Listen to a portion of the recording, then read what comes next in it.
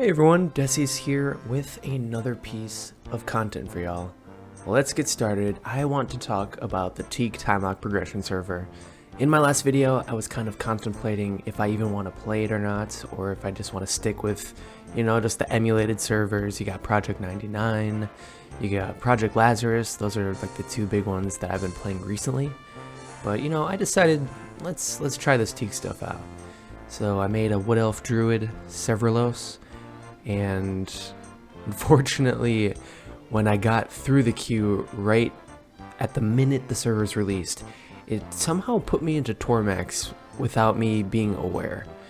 And I claimed the 3 free experience potions on this random character on Tormax without even knowing, and I was leveling for a little bit. And people in general chat were starting to say like, wait, this isn't Teak. And I had a moment of self-doubt. And so I look, and sure enough, I was on Tormax. So I had to log out and try to log back into Teak, and unfortunately I had to wait like an hour in the queue. So that was fun, but then I finally got in and found a nice XP group in Lower Guck. Or not Lower Guck, oh my gosh, in Greater Dark. I just said that because that's where I am right now. And got some good experience, and it's just really fun just being a part of those launch experiences on a time lock progression server, because you're never going to see that many people playing Everquest in one place in any other circumstance. Unless, you're in the tunnel on Project 99. Just seeing all these level 1 Wood Elves just storming around Greater Dark trying to find any mob to kill was just a really fun experience, and it really forced you to go into groups early on, because that was the only way to actually find mobs, is to, get 6 people together to have a common cause of doing that. And I thought that was really fun. But anyways, there are a few topics that I want to talk about in this video. I want to talk about the overall launch experience, which I've kind of already briefly mentioned. I want to talk about my choice in playing the Druid class. I want to talk about the community aspect of the time lock progression servers, especially Teak. I want to talk about the random loot aspect of Teak specifically. And then I want to end the video just kind of talking about my overall thoughts. So beginning with the launch experience, I did have to wait in queue for about an hour, which I think, it's a necessary evil. There was thousands of people playing on the server, and, it can only have a maximum capacity. So I think Everquest having a queue system that seems relatively reliable was a good choice, and I think it really helped myself in joining the server. I think in the past, when there wasn't a queue system, it was very, very unreliable, and I remember having way harder of a time getting into servers during the launch, especially on Ragefire back in 2015, which was almost 10 years ago, which is insane. Also, kind of briefly mentioning again the packed early zones. It was just overall really fun leveling in Greater Dark. There was a huge sense of urgency, and just the swarm of community all having those similar goals of just killing bats and just low-level mobs. And having that common goal, as well as everyone being on the exact same footing of being level 1, I think makes the MMO experience so important and just really fun. And I think that's why people always come back every year for the time lock progression servers. Yes, they may be cash grabs by Daybreak just to, rake in that yearly income from all of the subscriptions and microtransactions and chrono from the time lock progression servers. But I think from a player standpoint, that experience is just as important, because it's just fun being low level in Everquest when everyone else is low level, and you don't have to worry about all this BS and people having like twinked armor or power leveling. Like, it's just an even playing field, and I think that makes an MMO experience just as much, if not more fun than just a regular experience in Everquest. Next, I wanted to talk about the class that I'm playing on the server, the Druid. So I never really played a Druid much before. I have a level 8 Druid on Project 1999, but I don't really have any spells. It's pretty much just an auto attack character right now. So I wanted to give the Druid a shot and kind of pave my way in what it's like to port and give ports to players. And I think so far it's honestly been pretty relaxing. They are very versatile. They have heals, buffs, DPS. They're not particularly great at any of those, but they're able to do them all. And I think with that, it kind of doesn't scratch the itch I have of being like min-maxy and trying to excel in one specific avenue of a playstyle in Everquest. But I think that's good for me because it's fun to have a balance and give some buffs, give some heals, do some damage, and also being able to charm. I didn't know that druids could do that, so that's been fun as well. I've been in lower gut groups with like a bat charm pet, just doing some extra DPS, and I think that's just been really fun just to learn new playstyles from classes I've never really tried before. And with that, I wanted to give any of you the opportunity, if you have any tips on playing a druid or anything that you found helpful in your journey of playing a druid, I would really appreciate if you commented below. I'm willing to learn anything new about the class. And also, thank you very much. I'm almost at 500 subscribers. If you aren't subscribed to the channel, I make EverQuest videos like these, as well as just any other video I feel interested in. So, if you're willing, I would really appreciate if you subscribe to the channel as well as like the video. Next, I wanted to talk about the community aspect of the time lock progression servers, specifically Teak, since it's the most relevant right now. So with that, I've noticed that there's a lot of new players in Everquest, and I think that's really cool. And if they're not new, then maybe they've come back, you know, after 20 years of not playing the game, so they're basically new. And I find just that really cool, just to be able to see these new players making experiences. I do think that the nature of time lock progression servers are very much to race to the end, at least on a lot of the guilds I've joined. I feel like that seems to be the major philosophy on these servers, is just grinding XP and trying to get ahead before the next expansion comes out. That may be my own bias looking into it, but I think that might be the most prevalent mindset.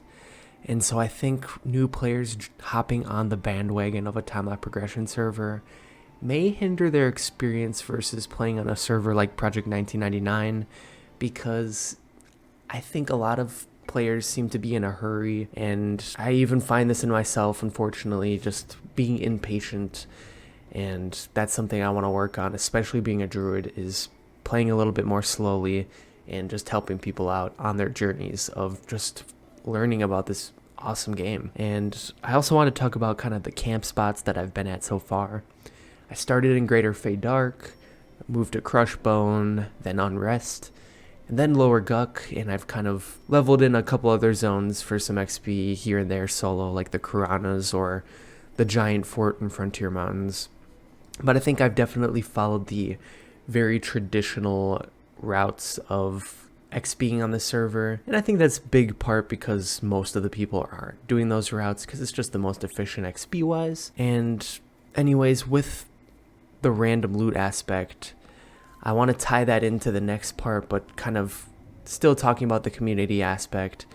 I think I've just been having a fun time, you know, re-exploring these dungeons that I haven't really leveled at in a little bit, and it's been fun just to meet new people and contribute as a druid, which I'm, you know, very much not used to, versus like a pure DPS class or just a CC class like Enchanter, which was the last class I played on in time lock progression. Next, I'd like to talk about the random loot aspect of Teak.